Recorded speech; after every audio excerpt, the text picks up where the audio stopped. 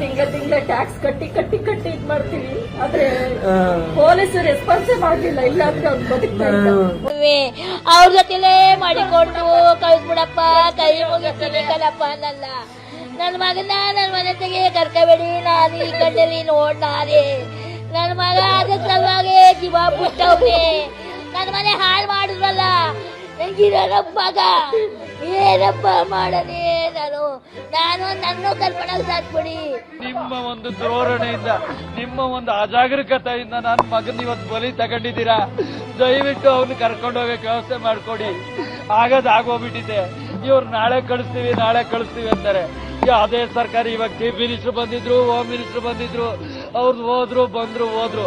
ನಾವು ಒಬ್ಬೊಬ್ರು ಸಾಕೊಂಡಿರ್ತೀವಿ. ನನ್ನ ಮಗನ್ ಕರ್ಕೊಂಡು ಹೋಗ್ತೀನಿ, ನನಗೆ ಕಳಿಸ್ಕೊಡಿ ಸರ್. ಇವತ್ತು ಫುಟ್ಪಾತ್ ತುಂಬಾ ಪೊಲೀಸರಿದ್ರು ಸರ್, ಹರಟೆ ಹೊಡಿತಾ ಇದ್ರು. You want the proof?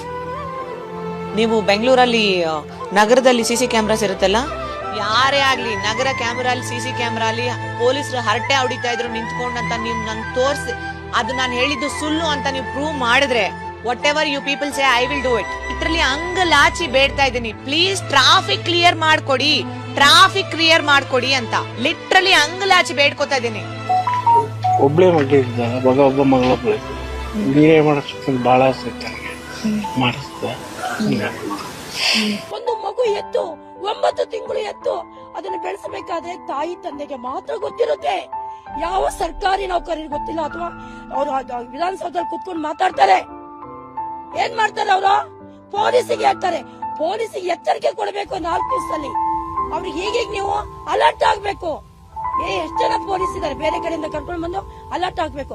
ರಾತ್ರಿ 11:30 ಕ್ರಿಕೆಟ್ ಮುಗ್ದಿದ್ದು ಹೇಗ್ ಸಾಧ್ಯ ರೀ? ಮಾನ್ಯ ದಿವಸನೇ ಅಲರ್ಟ್ ಮಾಡ್ತಾರಲ್ಲ, ಹೇಗ್ ಸಾಧ್ಯ?